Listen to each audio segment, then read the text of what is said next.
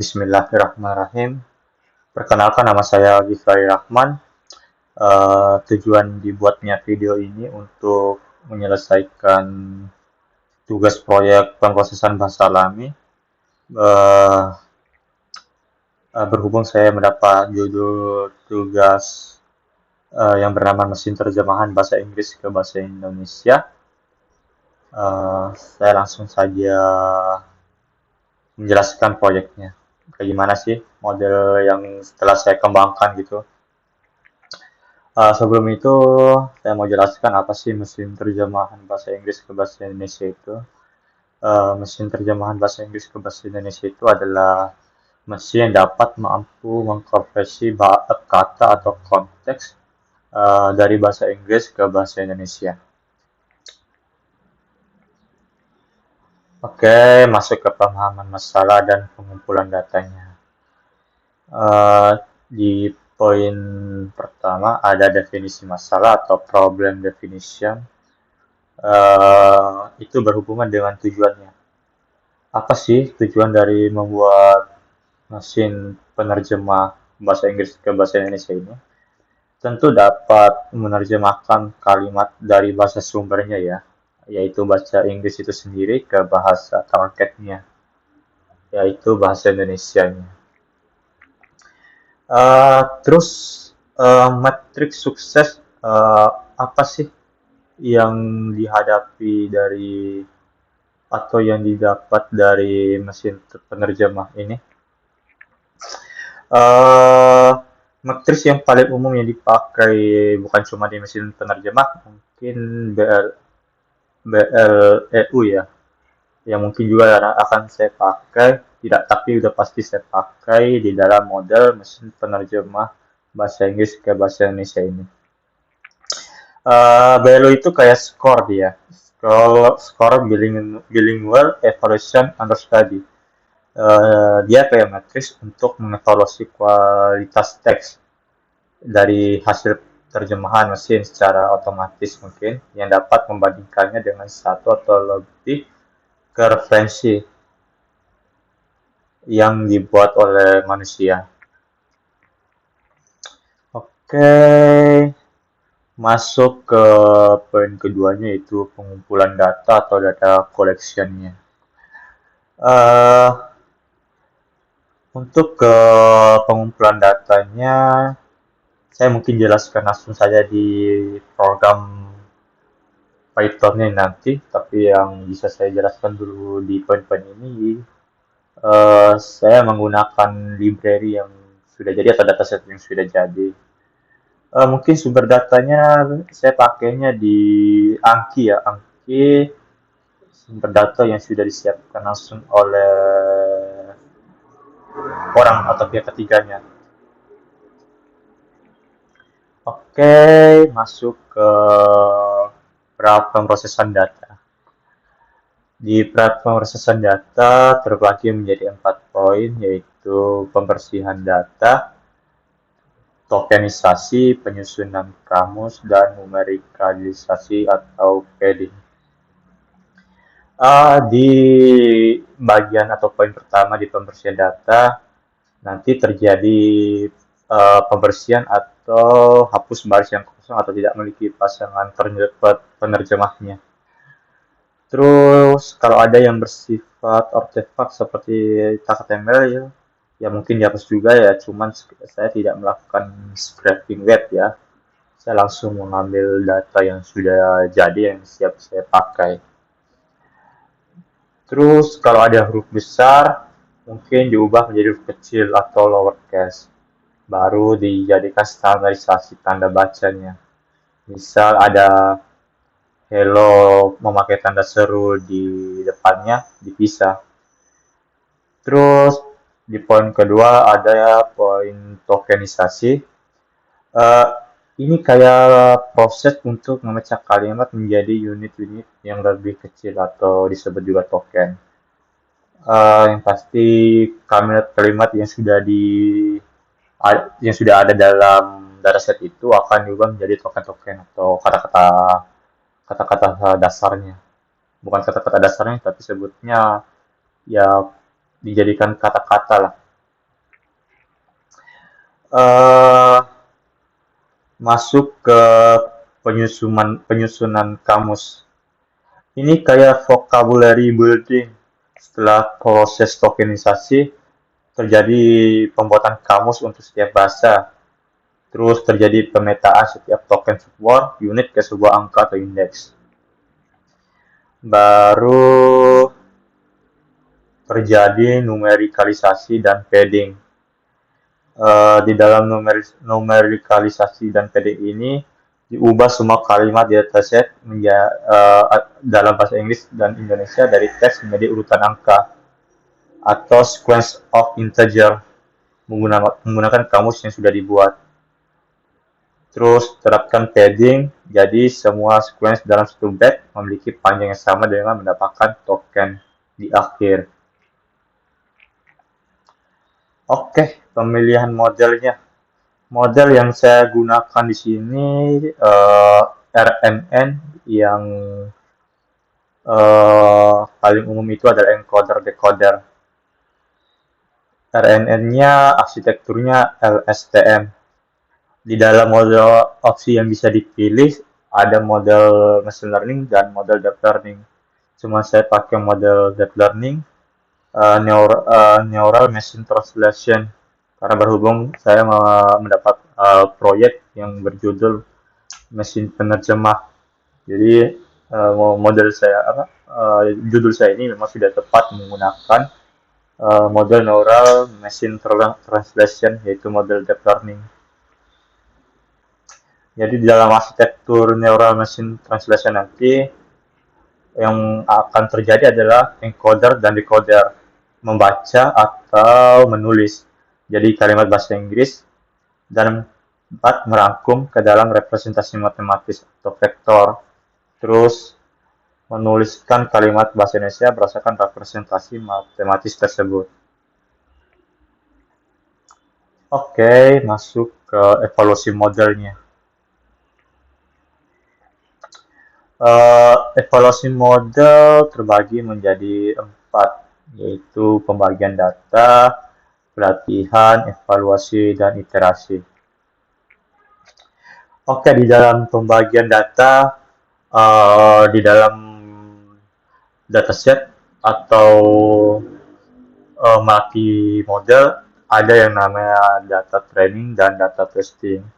Jadi mungkin saya akan membagi data setnya menjadi training setnya menjadi 80, sedangkan data latihnya atau data testingnya 20.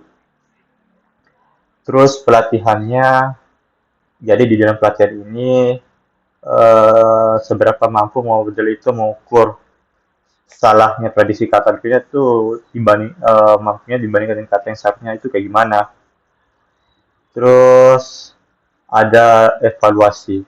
Di dalam evaluasi ini yang sudah saya jelaskan tadi ada metrik standar atau metrik yang kayak gimana yang akan dipakai nanti ya jelas BLEU,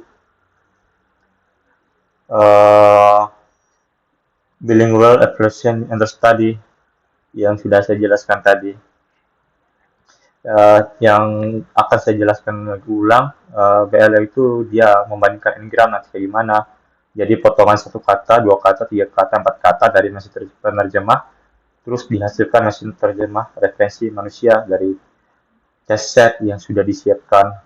Terus ada iterasi. Iterasi ini berapa kali mesin itu belajar dari dataset dari seluruh dataset yang sudah disiapkan. Jadi misal 3 kali mesin itu belajar dari iterasi yang sudah disiapkan. Misal iterasinya 4, berarti mesinnya terus belajar 4 kali pengulangan dari dataset dari seluruh dataset yang sudah disiapkan. Oke. Next. Nah, ini adalah arsitektur encoder-decoder menggunakan LSTM. long short term memory. Apa sih long short term memory itu? Dia adalah merupakan jenis algoritma atau model RNN yang lebih canggih karena dirancang untuk mengatasi masalah memori jangka panjang pada RNN tradisional dengan cara menggunakan mekanisme yang kompleks untuk mengolah informasi. Di dalam arsitektur encoder-decoder menggunakan model LSTM ini atau long short term memory ini, di sebelah kiri ada encoder dan di sebelah kanan ada decoder. Sebelah kiri ini merepresentasikan bahasa Inggris itu sendiri atau konteks Inggris itu sendiri, dan decoder merepresentasikan Indonesia itu sendiri. Tugas encoder sendiri itu untuk membaca seluruh kalimat bahasa Inggris dan merangkumnya menjadi stok pikiran atau konteks. Misal kita menginput kalimat I'm a student, nah kalimat ini dipecah menjadi unit-unit yang kecil yang disebut token. Terus ada yang namanya embedding layer. Embedding layer ini di mana model tidak bisa membaca teks, jadi setiap token I am a student diubah menjadi vektor atau numerik vektor, yaitu kumpulan angka. Vektor ini mewakili makna dari kata yang telah dipecah-pecah tersebut menjadi token.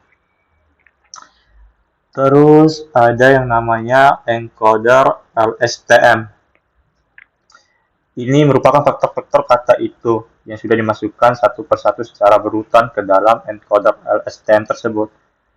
Terus diproses kata I, lalu an, lalu a, dan seterusnya, sambil terus memperbarui ingatannya tentang apa yang telah dibacanya. Baru ada konteks vektor itu. Konteks vektor yaitu setelah memproses kata terakhirnya seperti ini ya, titik ini, encoder LSTM itu mengeluarkan state finalnya, yaitu terdiri dari dua bagian, state H atau hidden state dan state C, yaitu ini hidden state sama state C atau child state. Hidden state itu ringkasan dari apa yang baru saja dilihatnya, dan state C itu atau child state itu ingatan jangka panjangnya dari seluruh kalimat tersebut. Kedua state ini disebut juga konteks vektor atau vektor konteks. Itu mewakili angka vektor yang rangkuman dari keseluruhan makna kalimat I'm a student. Baru ada jembatannya, yaitu penyerahan konteksnya, yaitu encoder sendiri. Dalam jembatan itu, encoder sudah selesai bekerja, ia menyerahkan pikirannya atau konteks vektornya kepada decoder, yaitu bagian kanan ini. Setelah decoder tahu apa yang harus ia terjemahkan, ia diinisialisasi dengan rangkuman makna kalimat bahasa Inggris. Terus, apa sih tugasnya decoder itu? Decoder sudah saya jelaskan sebelumnya, dia mengambil konteks tadi dan mengubahnya kata per kata menjadi kalimat bahasa Indonesia. Itu dilakukan proses berulang atau loop. Di langkah pertamanya, dia memulai kata, yaitu input awal. Kita tentu tidak memberikan kata apa-apa kepada decoder, sebagai gantinya kita memberinya token khusus atau start of sentence. Terus proses decoder atau dalam LSTM itu mengambil dua hal, yaitu tadi input token yang sudah di embedding, terus ada yang namanya initial state atau konteks dari encoder itu. Terus di bagian sini ada dense layer. Setelah terjadinya proses decoder, maka terjadi lagi proses dense layer atau softmax. Itu dia output dari LSTM dilewatkan ke dense layer. Layer ini memiliki fungsi untuk aktivasi softmax untuk menghasilkan daftar probabilitas untuk setiap kata di kamus bahasa Indonesia. Jadi di sebelah ini yang dimaksud dari probabilitas kata itu sendiri. baru terjadi prediksi kata pertama.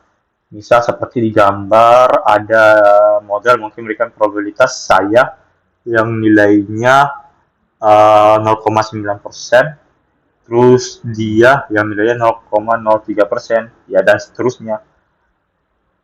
Baru di output kata pertama, model memilih kata dengan probabilitas tertinggi yaitu saya.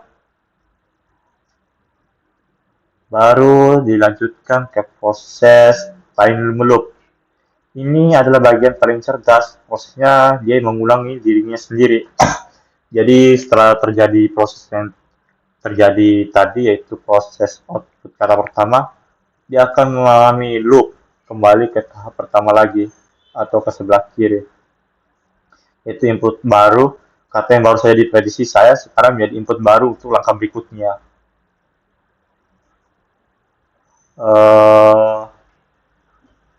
Baru setelah itu terjadi proses decoder lagi. Decoder LSTM mengambil dua hal lagi, kayak input token saya, state internalnya dari langkah sebelumnya, state H dan C yang sudah diperbarui. Jadi basis layernya output yang dilihatkan ke sosmed lagi masukkan probabilitas baru. Jadi terjadi lagi prediksi kata kedua. Mungkin model memprediksi kata seorang yang probabilitasnya paling tinggi, sedangkan kata adalah probabilitasnya paling sedang. Itu misalnya, dan seterusnya. Jadi output kata kedua model memilih kata probabilitas tertinggi yaitu seorang. Jadi diulang terus dari proses prediksi katanya sampai menghasilkan kata terakhir yang memiliki probabilitas paling tinggi yang terakhirnya. Jadi terjadi loop kata dari seorang mahasiswa menghasilkan kata saya seorang mahasiswa. Oke. Oh, selesai. Untuk slide-nya sudah selesai. Kita masuk aja langsung ke program modelnya yang telah saya bangun.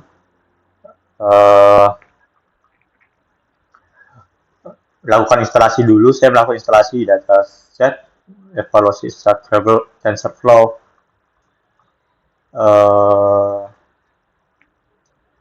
Setelah itu di modelnya saya melakukan pengumpulan data. Saya sudah jelasin tadi, saya menggunakan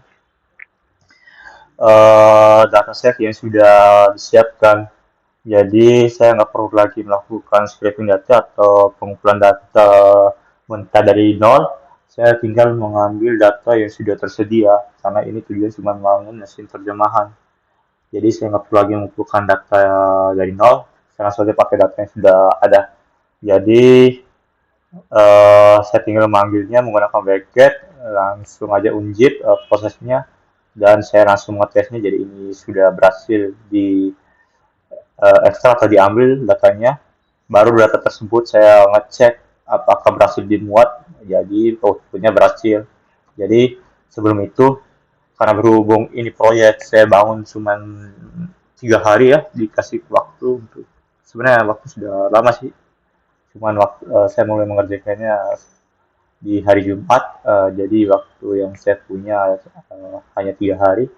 Jadi selama proses membuat model dari pengumpulan data sampai model evaluasi, saya harus bisa manage agar model itu terbangun atau terbuat selama 3 hari itu. Jadi saya untuk mempersempit variabel waktunya, saya membatasi jumlah data yang akan saya pakai. Jadi jumlah samples data yang saya pakai cuma 20.000 kata dari seluruh data yang ada di dalam data yang setelah saya download.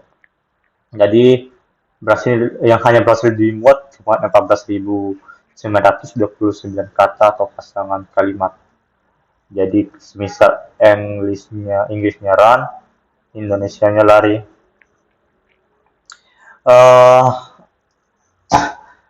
Baru terjadi pra-pemrosesan dan tokenisasi custom.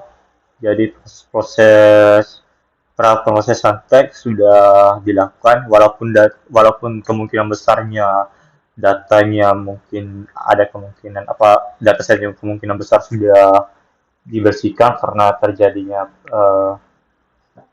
sudah dari pihak ketiganya langsung saya pakai data, tapi saya tetap melakukan para pemrosesan data, para pemrosesan teks berhubung di dalam datasetnya mungkin masih berupa kalimat, ya saya harus melakukan tokenisasi untuk memecah kata kalimat-kalimatnya menjadi token.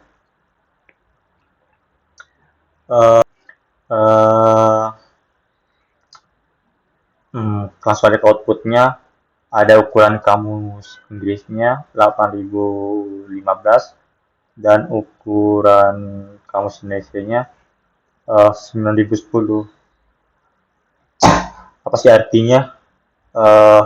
Di dalam ukuran kamus Inggris 8015 artinya ketika terjadi input tokenizer memindai 14.929 kalimat tadi bahasa Inggris, lalu ditemukan 8.014 kata unik. Terus mengapa menjadi 8.015? Ya ditambah 1. Angka tambahan ini adalah untuk indeks 0 yang dicadangkan khusus untuk token padding nanti. Terus angka 0 ini untuk mengisi kalimat yang pendek. Jadi sebenarnya berisi kata-kata dari indeks 1 yang paling umum hingga 8.014 ditambah indeksnya menjadi 0 untuk padding nanti. Terus di ukuran kamus Indonesia 9010. Apa sih artinya itu ketika saat terjadi target tokenizer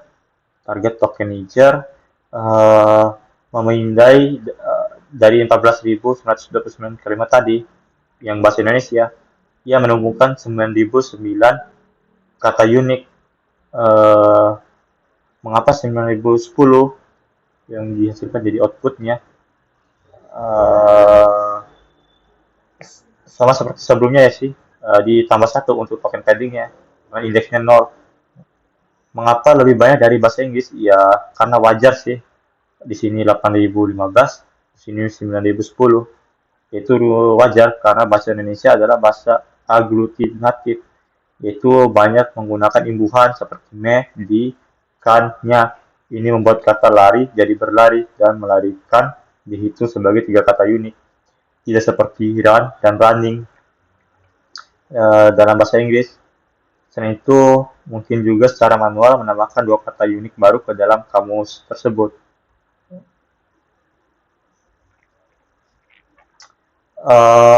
Terus ada panjang sequence.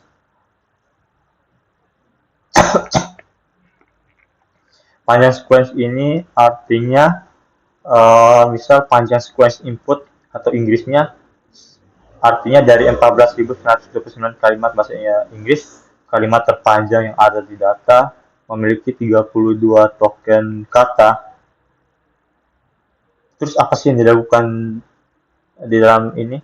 Fungsi ini di dalam sequence input ini secara otomatis menemukan angka 32 itu, kemudian ia mengambil semua kalimat lain yang lebih pendek, misal hanya 5 kata dan menambahkan token 0 sampai kalimat itu menjadi memiliki panjang 32. Misal yang ini, yang 4 sequence ini. Oke. Terus ada panjang sequence target.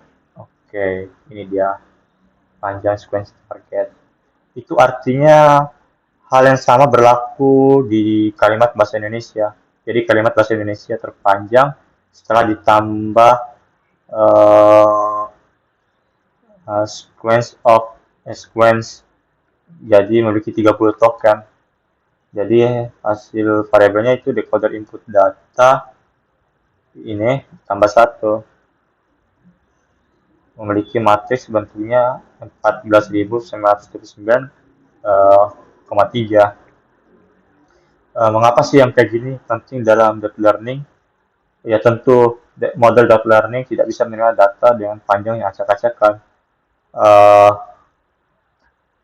Mereka itu memerlukan input yang seragam dan berbentuk kotak atau matriks. Angka 32 dan 30 ini akan menentukan input setnya dari model tersebut. Singkatnya, setelah berhasil membuat data teks menjadi dua matriks, maka akan menjadi angka yang bersih dan siap dimakan oleh model nantinya. Baru ada persiapan data target atau shifted target. Di sini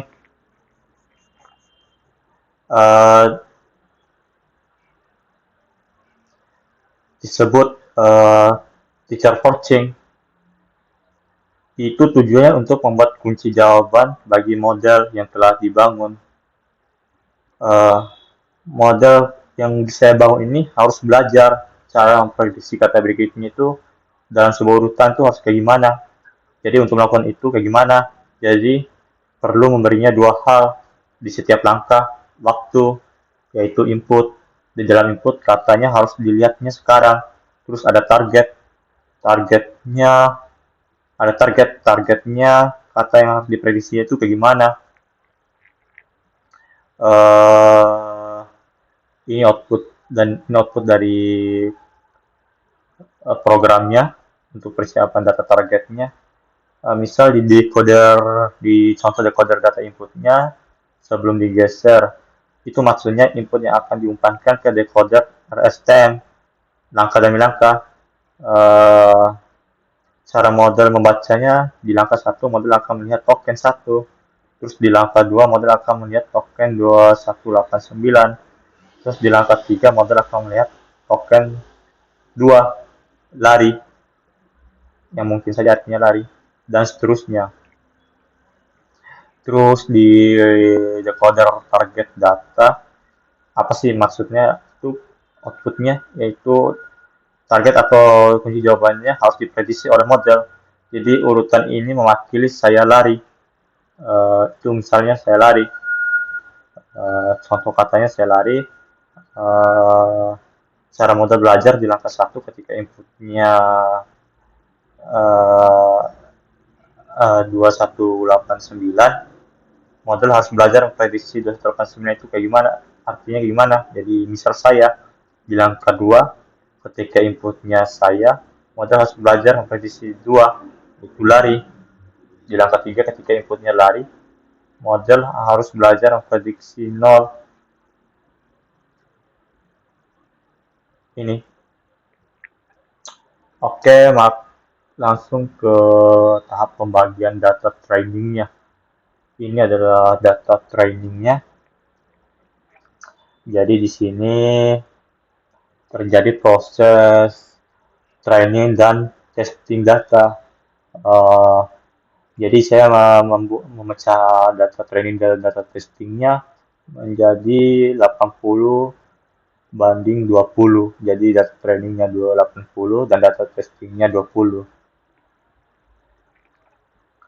Oke. Nah, ini sudah masuk ke tahap pembangun modelnya. Jadi saya menggunakan model RNN encoder decoder dengan struktur LSTM tadi. Long short term memory. Jadi ukuran pikirannya itu trok vektor dari model 256. Itu adalah angka yang paling baik.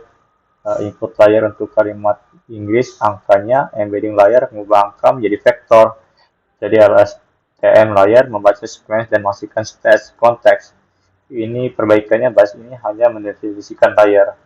Jadi ini sudah output dari model fungsionalnya. Ada kolom layer, kolom word set, param, dan connected store.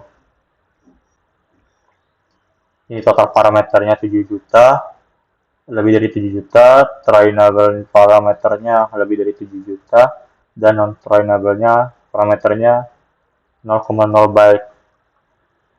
Jadi ini modelnya sudah dibangun. Setelah itu mulai dari pelatihan modelnya. Jadi setelah modelnya dibangun, modelnya dilatih. Jadi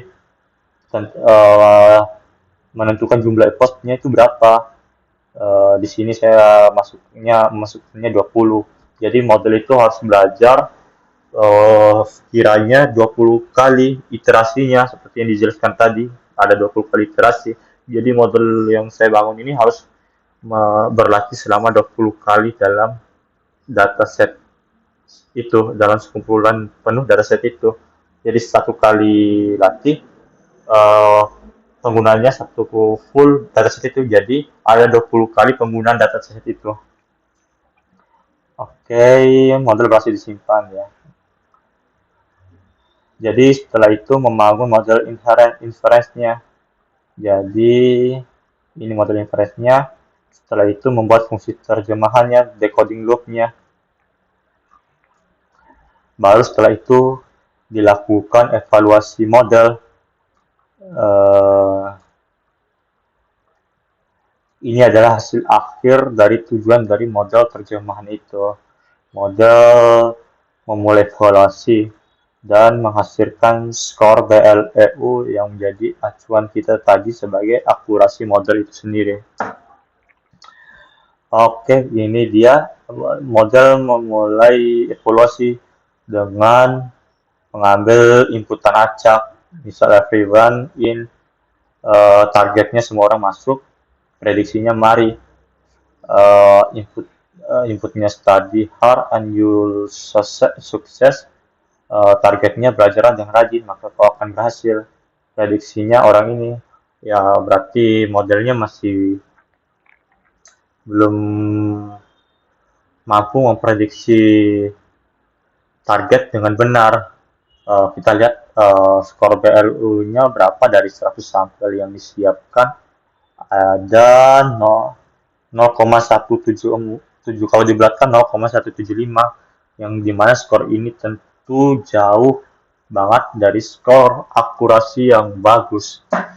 Skor akurasi yang bagus kemungkinan besar ya di atas 0,50, itu merupakan setidaknya itu sudah skor yang cukup lah. Tapi sayangnya skor BLU yang didapat dari model yang saya kembangkan, yang saya bangun, mendekati 0, jadi 0,175. Yang ini merupakan akurasi yang sangat buruk. Ya, bukti dari akurasi ini tentu saja dari prediksinya, di mana inputnya contohnya you are Busino are you, targetnya kamu gak sibuk kan sekarang, nah prediksinya kamu sangat. Nah tentu itu merupakan